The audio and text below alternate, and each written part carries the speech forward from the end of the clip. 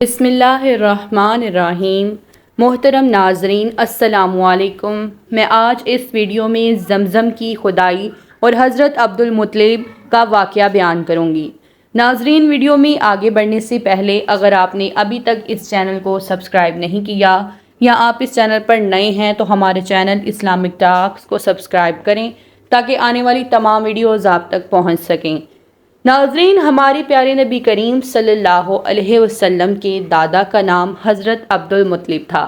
حضرت عبدالمطلب کے بیٹے ابو طالب، حمزہ، عباس، عبداللہ، ابو لہب، حارث، زبیر، زرار اور عبدالرحمن پیدا ہوئے۔ ان کے بیٹے عبداللہ سے ہمارے نبی حضرت محمد صلی اللہ علیہ وسلم پیدا ہوئے۔ ناظرین، عبدالمطلب کے تمام بیٹوں میں حضرت عبداللہ سب سے زیادہ خوبصورت اور سب سے زیادہ پاک دامن تھے۔ عبدالمطلب کو خواب میں زمزم کا کنواں کھودنے کا حکم دیا گیا، یعنی حضرت اسماعیل علیہ السلام کی اس کنویں کو قبیلہ جرہم کے سردار مزاز نے پاٹ دیا تھا۔ قبیلہ جرہم کے لوگ اس زمانے میں مکہ کے سردار تھے، بیت اللہ کے نگران تھے۔ انہوں نے بیت اللہ کی بے حرمتی شروع کر دی۔ ان کا سردار مزاز بن عمرو تھا۔ وہ اچھا آدمی تھا۔ اس نے اپنے قبیلے کو سمجھایا کہ بیت اللہ کی بے حرمتی نہ کرو، مگر ان پر اثر نہ ہوا۔ جب مزاز نے دیکھا کہ ان پر کوئی اثر نہ ہوتا تو قوم کو اس کے حال پر چھوڑ کر وہاں سے جانے کا فیصلہ کیا۔ اس نے تمام مال و دولت، تلواریں اور زرہیں وغیرہ خانہ کعبہ سے نکال کر زمزم کے کنویں میں ڈال دی اور مٹی سے اس کو پاٹ دیا۔ کنواں اس سے پہلے ہی خشک ہو چکا تھا، اب اس کا نام و نشان مٹ گیا۔ مدتوں یہ کنواں بند پڑا رہا۔ اس کے بعد بنو خزاعہ نے بنو جرہم کو وہاں سے بار بھگایا۔ بنو خزاعہ اور قصی کے سردار کا زمانہ اسی حالت میں گزرا۔ کنواں بند رہا یہاں تک کہ قصی کے بعد عبدالمطلب کا زمانہ آ گیا۔ انہوں نے خواب دیکھا۔ خواب میں انہیں زمزم کے کنویں کی جگہ دکھائی گئی اور اس کے کھودنے کا حکم دیا گیا۔ حضرت علی رضی اللہ تعالیٰ عنہ سے روایت ہے کہ عبدالمطلب نے بتایا، میں حجر اسود کے مقام پر سو رہا تھا کہ میرے پاس ایک آنے والا آیا۔ اس نے مجھ سے کہا، طیبہ کو کھودو۔ میں نے اس سے پوچھا، طیبہ کیا ہے؟ مگر وہ کچھ بتائے بغیر چلا گیا۔ اس سے اگلی رات میں پھر بستر پر سو رہا تھا کہ وہی شخص پھر آیا اور بولا، زمزم کھودو۔ میں نے اس سے پوچھا، زمزم کیا ہے؟ اس بار اس نے کہا، زمزم وہ ہے جس کا پانی کبھی ختم نہیں ہوتا، جو حاجیوں کے بڑے بڑے مجموعوں کو سیراب کرتا ہے۔ عبدالمطلب کہتے ہیں، میں نے اس سے پوچھا، یہ کنواں کس جگہ پر ہے؟ اس نے بتایا، جہاں گندگی اور خون پڑا ہے اور کوا ٹھونگے مار رہا ہے۔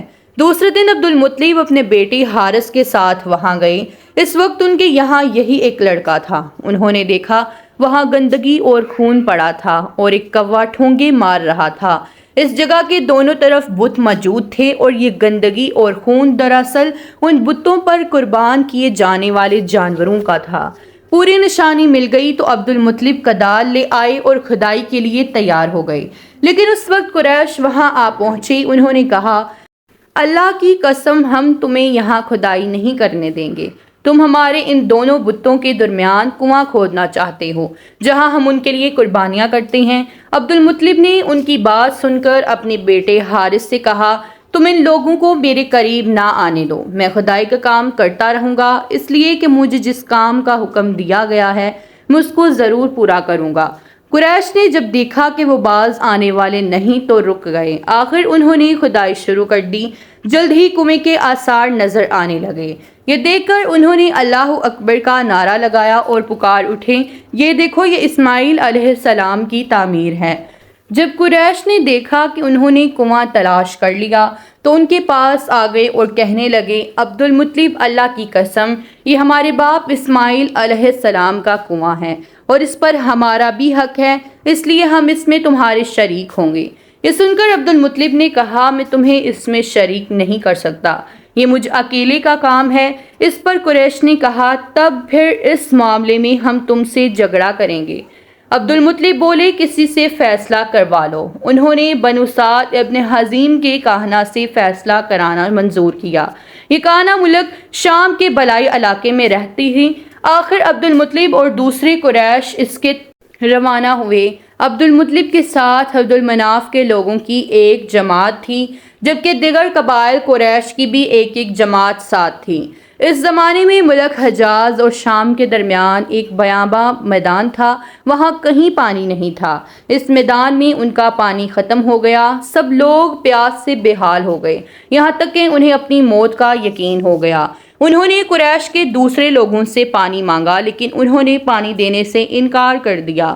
اب انہوں نے ادھر ادھر پانی تلاش کرنے کا ارادہ کیا۔ عبد المطلب اٹھ کر اپنی سواری کے پاس آئے، جو ہی ان کی سواری اٹھی، اس کے پاؤں کے نیچے سے پانی کا چشمہ ابل پڑا۔ انہوں نے پانی کو دیکھ کر اللہ اکبر کا نعرہ لگایا، پھر عبد المطلب سواری سے اتر گئے۔ سب نے خوب سیر ہو کر پانی پیا اور اپنی مشکیزیں بڑھ لیے۔ اب انہوں نے قریش کی دوسری جماعت سے کہا، آؤ تم بھی سیر ہو کر پانی پی لو۔ اب وہ بھی آگے آئے اور خوب پانی پیا۔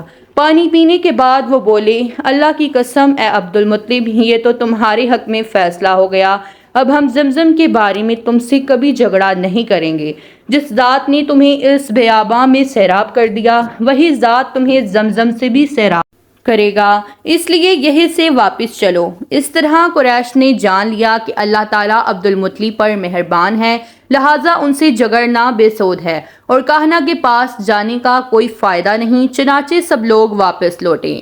واپس آ کر عبد المطلب نے پھر کنویں کی کھدائی شروع کی۔ ابھی تھوڑی سی کھدائی کی ہوگی کہ مال دولت، تلواریں اور زرہیں نکل آئی۔ اس میں سونا اور چاندی وغیرہ بھی تھا۔ یہ مال و دولت دیکھ کر قریش کے لوگوں کو لالچ نے آ گھیرا۔ انہوں نے عبد المطلب سے کہا، عبد المطلب اس میں ہمارا حصہ بھی ہے۔ ان کی بات سن کر عبد المطلب نے کہا، نہیں، اس میں تمہارا کوئی حصہ نہیں۔ ناظرین، عبد المطلب نے ان سے کہا، آؤ 500 کے تیر سے کوڑا ڈالیں۔ انہوں نے ایسا کرنا منظور کر لیا۔ 2 تیر کعبے کے نام سے رکھے گئے، 2 عبد المطلب کے اور 2 قریش کے، باقی لوگوں کے نام کے۔ ناظرین، پھر بانسا پھینکا گیا تو مال اور دولت کعبہ کے نام نکلا، تلواریں اور زرہیں عبد المطلب کے نام، اور قریشیوں کے نام کے جو تیر تھے وہ کسی چیز پر نہ نکلے۔ اس طرح فیصلہ ہو گیا۔ عبد المطلب نے کعبے کے دروازے کو سونے سے سجا دیا۔ زمزم کی کھدائی سے پہلے عبد المطلب نے دعا مانگی تھی کہ اے اللہ، اس کی کھدائی کو مجھ پر آسان کر دے، میں اپنا ایک بیٹا تیرے راستے میں ذبح کروں گا۔ اور اب جب کنواں نکل آیا تو انہیں خواب میں حکم دیا گیا کہ اپنی منت پوری کرو، یعنی ایک بیٹے کو ذبح کرو۔ امید کرتی ہوں ناظرین کہ آپ سب کو یہ ویڈیو ضرور پسند آئی ہوگی۔ ویڈیو پسند آئی ہو تو ویڈیو کو لائک کریں، شیئر کریں اور چینل کو سبسکرائب کریں۔ اللہ حافظ۔